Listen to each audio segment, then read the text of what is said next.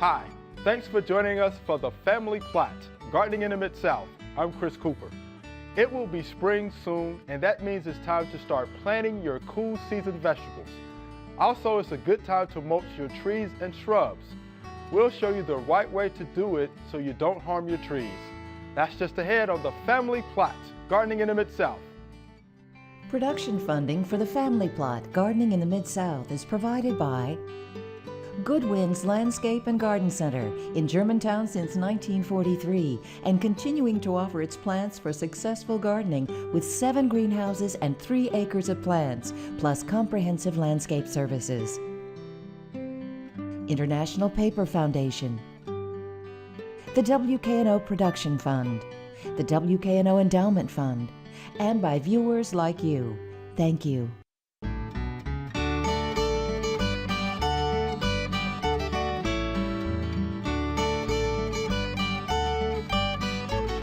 Welcome to the Family Plot. I'm Chris Cooper. Joining me today is Walter Battle. Walter is a UT Extension Director in Haywood County, and Mr. Voges is here. Mr. Voges is a Master Gardener and Certified Arborist right here in Shelby County. Thanks for joining me.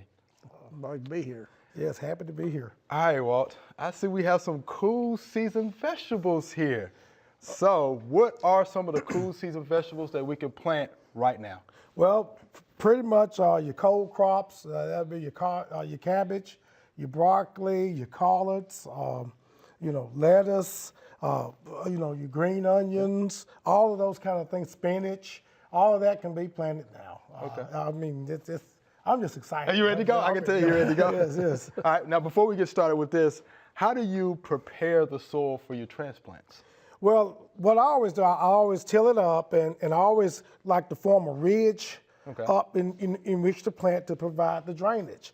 And I like to add my compost and sand and all that to get that good tilth in the soil. That's a good, $100 word there, tilth. And that just gets everything ready to go. And a lot of times I'll even take my fertilizers, and I'll spread those in there and just getting everything incorporated in and tilled up or whatever, and it's just ready to go. Okay. Okay. Now, what if we were going to plant peas, for instance? How do we go about doing that? Peas and some of those green crops. Some of the green crops. Now, one thing I do with green crops a lot of times, I tend to sow them. Okay. I like to sow them, but some people plant them in rows, and that's fine as well. Also, again, with the peas, you want to get your soil ridged up, so to speak, and then you're going to, come in there and you're going to plant. I'm going to probably say you're going to plant about 3 inches apart, per plant is what you're going to do with those peas. You're going to close them up. You're going to plant at a depth of about, I'll say about a ½ inch. Okay. Ought to get you and get the rains or irrigate and off to the races. Okay. Now, what are some of those cultural things we need to do to get those transplants ready? Well, one thing you can do is think about it. These plants, they've been raised in the greenhouse. They're nice and comfortable there at about 70 degrees or so. And now all of a sudden we're going to put them out here and, we're going to kick them out of the house, so to speak. And so I like to see them kind of transform. Maybe if you have a cold box, a cold frame, I should say, you can put them in there for a week or so. But just put them out in the garage, for a week or so to let them just kind of transition into that comfortable, 45, 50 degree weather, so it won't be such a shock when you put them out there when they must survive on their own. Okay, makes sense. Now, aren't some cool season vegetables more sensitive to colder weather than others? Yes, basically, some of them like I would probably say something like carrots, they're a little bit, they can't take just extreme cold, so you may want to plant them about 2 weeks before the frost-free date, the freeze-free date. But things like, cabbage is very hardy. It can take it. You can plant that a little earlier. So it just kind of depends. Read your labels on your vegetables to make sure and kind of know your area. Contact your extension office, and obviously we can kind of tell you what works in that area.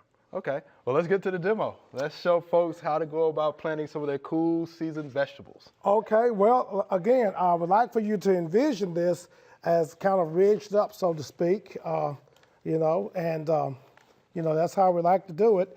And let's plant some onions first. You know, All right, let's do the everybody onions just first. really love, you know, and what you do, you just kind of come in there and what I do, I plant mine like 3 inches apart. Let me get Okay. some of them up here, just a few. And you just set them off in there. Just put them off in there. Take them down there about maybe, I guess I'm going about 3 inches there, covering it up. And I mean, and you're talking about something that can make some turnip greens good later on. It's going to be good. And that's just the way you can do those, and that'll be fine. Here we have some spinach. Oh, spinach. And, you know, Popeye would like Yeah. that, Oh, he you know, would enjoy obviously. And what we'll do with that, once again, we'll ridge up real nice. And what I like to do is just come in here and I always just kind of pinch the bottoms, just kind of squeeze them up, so to speak. There we go.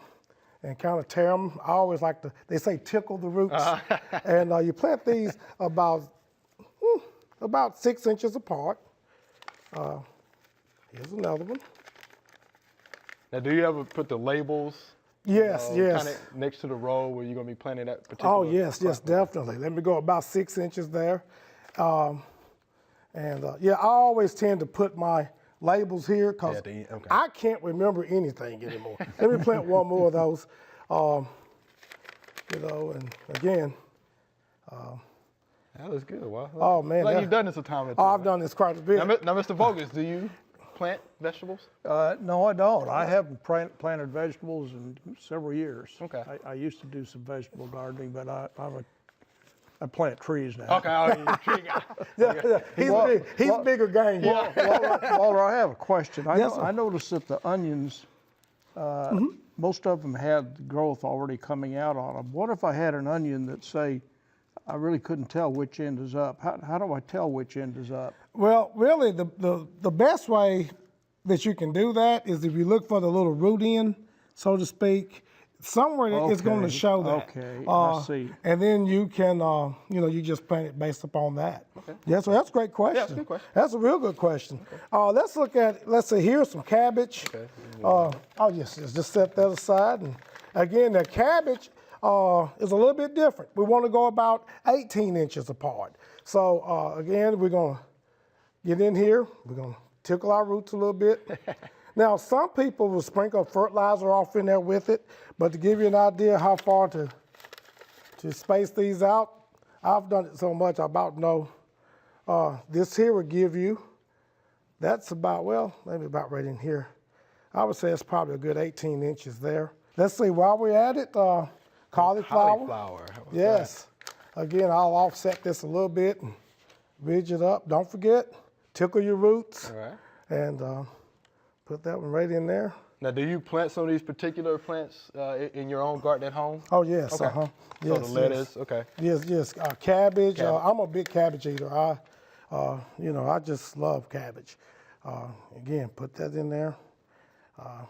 And also, some people ask me how far between rows to plant your garden. 36 inches. Okay. Traditionally, it was 38 inches. Okay. And the reason that it was 38 inches was because in farming practices, that's how many inches you needed for a mule to get through the garden. How about that? Yes, that's why. That's why. And then, of course, broccoli again. Broccoli is another one. You know, Yeah. plant about 18 inches apart. And again, just set that in there and put that up there like that. You know, in there. And then we'll get another one here. Okay. And while you're doing that, let me ask you this last question. Yes, What sir. about the frost date? Okay.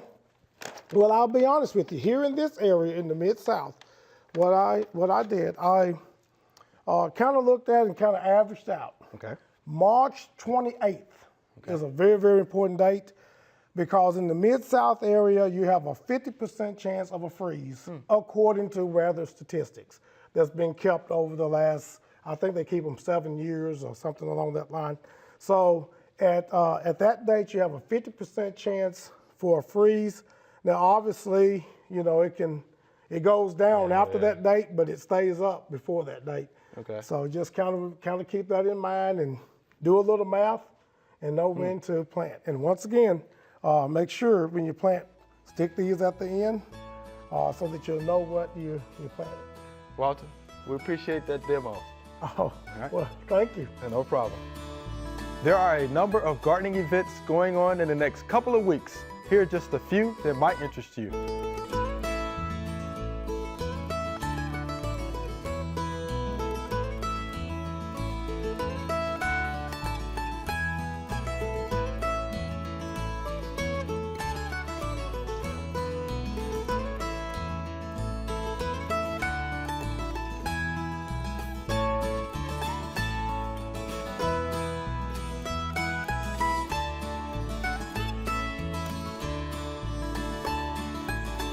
All right, Mr. Bogus, let's talk about the proper way to mulch, because all throughout Shelby County, I'm seeing these volcano mulches, and I know you don't like that. Yes, you're right. So really, we're going to talk about the wrong way to mulch, Okay, first of all, and Okay. then we'll go into, first of all, let's talk a little bit about why we mulch. Okay. Mulching is very good for the soil because it will decompose and will help enrich the soil.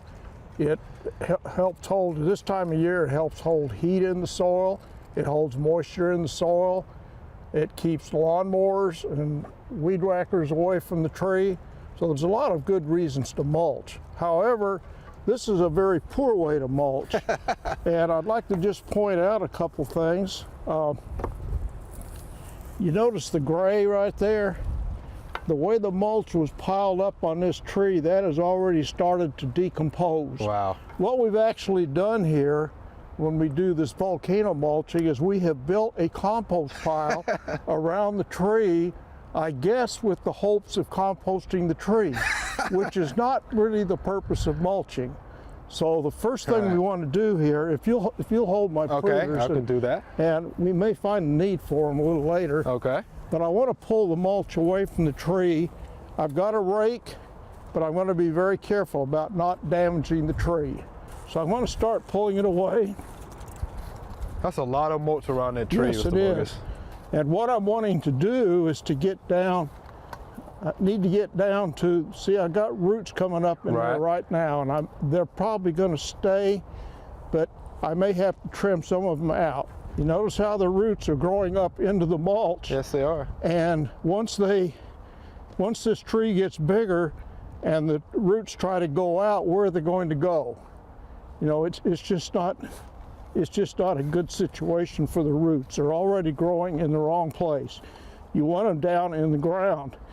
That's such a good example with the tree roots. I mean, it just really is. Yes, this has been like this for a while.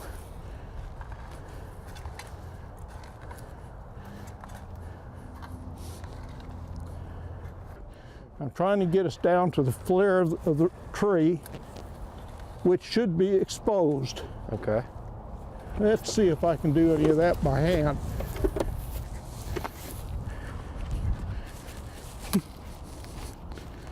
You're attacking the mulch. You notice down here, you get a good picture of that. You see where it's already rotting out the bottom of the tree. I'm still trying to get down to where I can see the flare. I'm just beginning to see it. Man, this is really buried. It is. Now, have you got the pruners? I do. Here you go. Some of these roots down here, I'm going to get rid of them. They're going to dry out and die anyway. So that's not going to hurt the tree too much, right? No, Okay. no. What's hurting the tree is what's there now. Okay. And we'll just throw that in the side and let it throw that away. decompose along with the rest of the mulch. Now you see where we can see the flare and you can see the buttress roots. That should be exposed. Okay. This tree was planted at the right height in the first place, but you notice that whole area right in there has already started to decompose. And what happens is eventually it'll rot out at the soil line and the tree will just fall over. Wow. Now we take the mulch and we'll spread it out. I don't want it more than about 1.5 inches to 2 inches deep. That's plenty. And the ironic thing is that people who sell mulch If they would mulch properly, they could probably sell more because you should always mulch out past the drip line. That's the ideal situation. Okay. And you'd probably sell a whole lot more mulch if they would mulch properly and keep it away from that tree. So we're looking at this tree, Mr. Voges. We're saying the drip line is going to be where your outer branches are on the tree for the most Yes, part? Okay. yes. And I don't know how big this tree is going to get, but you probably want to mulch out even farther. Ideally, this whole area right here should be mulch. Wow, okay. No grass in here. This should all be mulch. Would be the ideal thing for the tree and its future. Okay. I actually saw a couple of grubs in there.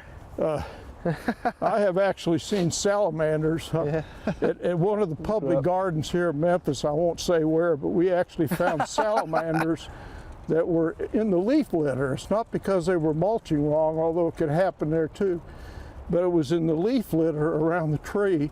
We found salamanders in there. Wow. Because it was kept real damp. Damn. How about that?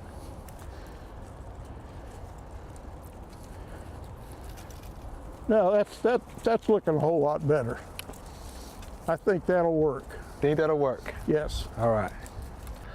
All right, Mr. Voges, now that you've done this, do we need to add any more mulch to this area? In this case, I would say no. This looks good for right now. Okay. However, mulch will eventually decompose, be pulled down into the soil, and it'll have to be replaced. So you may have to mulch a couple times a year. It's a good idea to keep mulch around the tree, keep it out here to keep machines and things away from it. And as far as how often you have to mulch depends a lot on the weather, the type of mulch you use,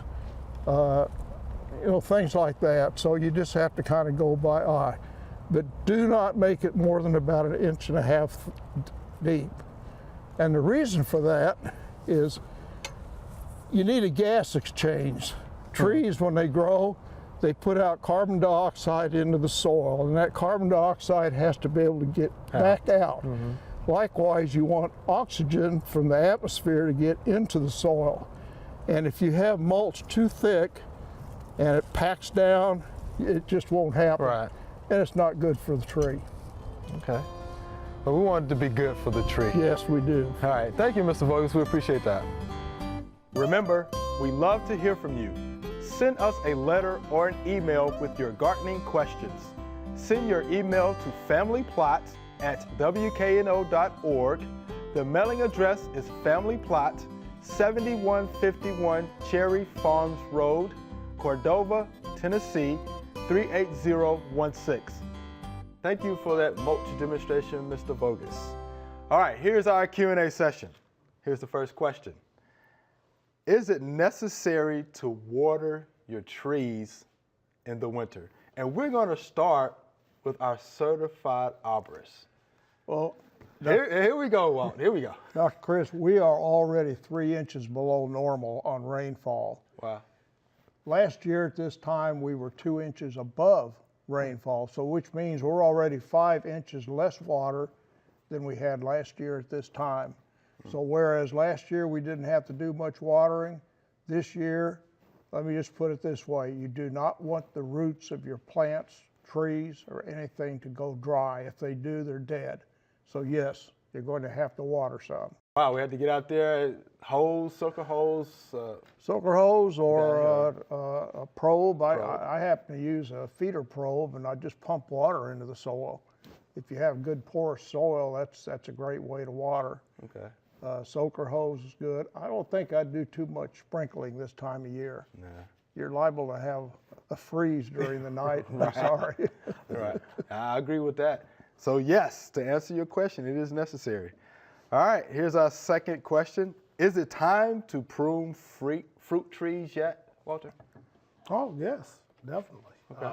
We always say March is the time to do it. So yes, okay. Now's the time. What's the best way to go about doing that, though? Well, Does it depend on the kind of fruit depends on the kind of that we're tree. talking about? Obviously, if you're talking about apple trees, you want to leave the central leader, intact Sure. and all that. If it's a peach tree, you want to kind of cut out the middle, prune out the middle, I should say.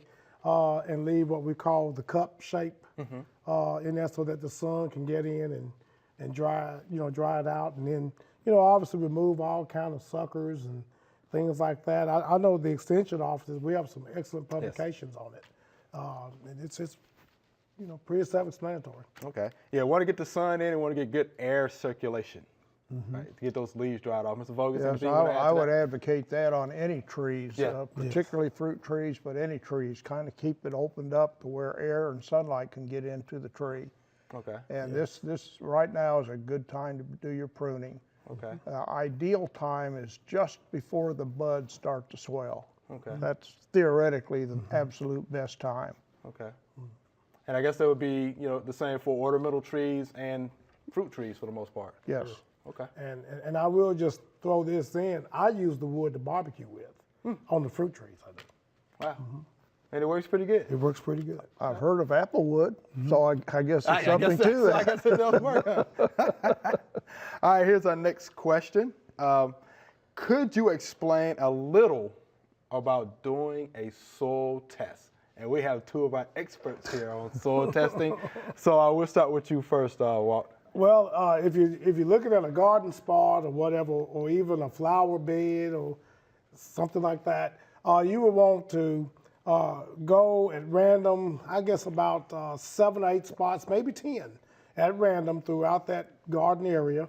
And you want to dig down about 6 to 8 inches deep, and then just pull you out a handful of soil and put it in a bucket. Okay. And you, like I said, you do that all throughout the site, and then you mix all that soil together, and by just so happen I have a box here, and basically when you mix all that soil together, you're going to go and fold this box, and it'll say fold first, so it kind of helps you get there.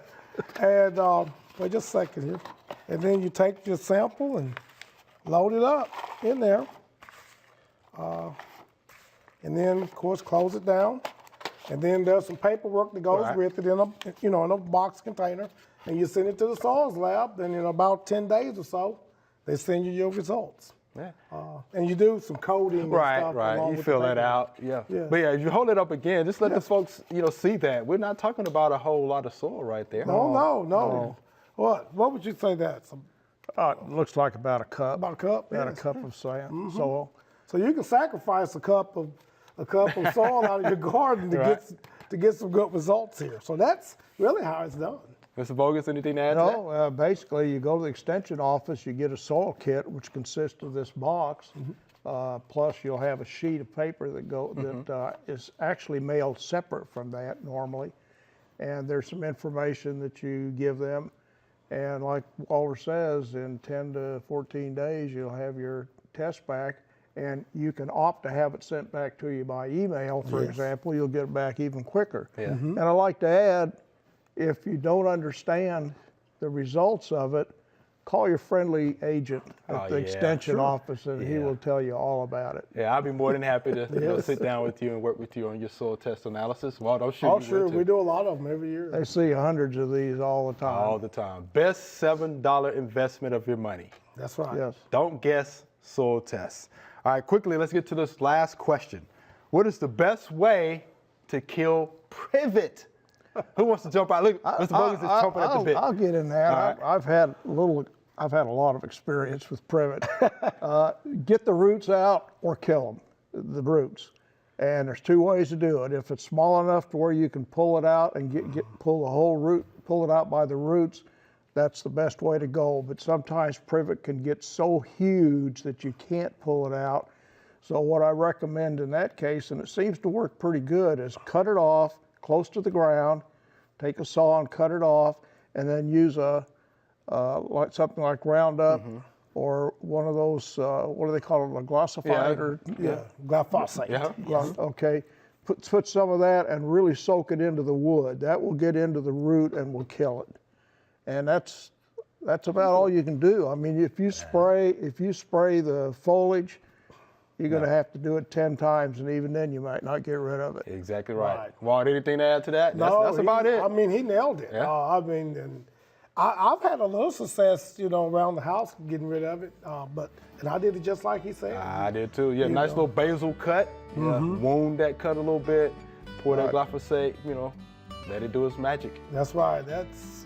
Because it's but you have to get that root, like you said. Right. Yeah, that root's either got to be removed or killed. Yeah, very One or the invasive. other. No doubt about it. All right, Mr. Vogus, Walter, thank you. That's all we have time for today. Thanks for watching. I'm Chris Cooper. Be sure to join us next time for the Family Plot, Gardening in the Mid-South. Be safe.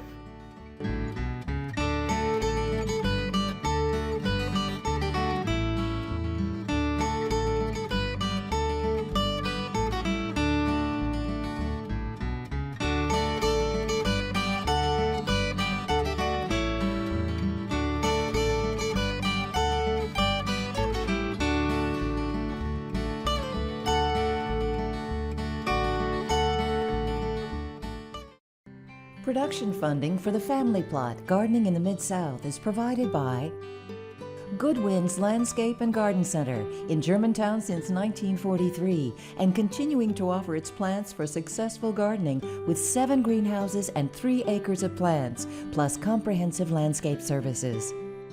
International Paper Foundation, the WKNO Production Fund, the WKNO Endowment Fund, and by viewers like you. Thank you.